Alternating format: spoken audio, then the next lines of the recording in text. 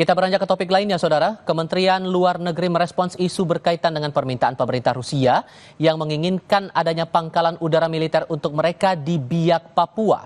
Wakil Menteri Luar Negeri Arif Hafaz Ugroseno membantah permintaan itu.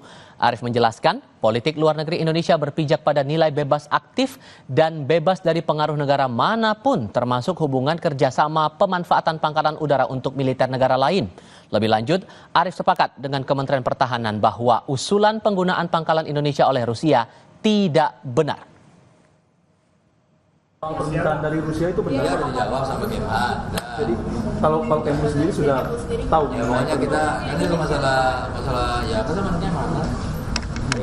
Kemhan kan bilang udah nggak ada.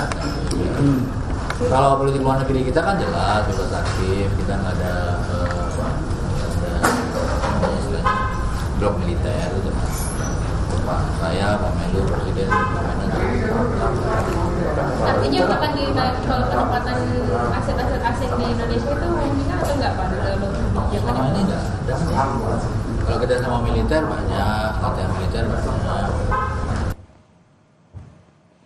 Mencuatnya isu yang menyebut Rusia meminta pangkalan udara militer Rusia dibangun di Biak, Papua disampaikan media pertahanan dan militer Jains. Dalam laporan itu permintaan dilayangkan usai Menteri Pertahanan Indonesia Syafri Samsudin bertemu dengan Sekretaris Dewan Keamanan Federasi Rusia Sergei Shoigu pada Februari lalu. Dalam permintaan itu, Rusia ingin menempatkan beberapa pesawat jarak jauh di pangkalan udara Manuhua yang berbagi dengan landasan pacu Bandara Frans Kaisiepo.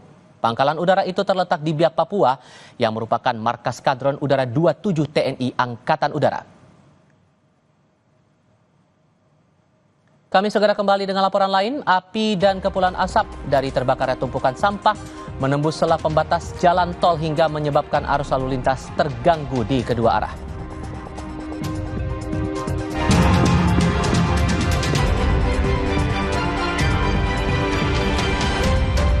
Kejaksaan Agung mengungkap kasus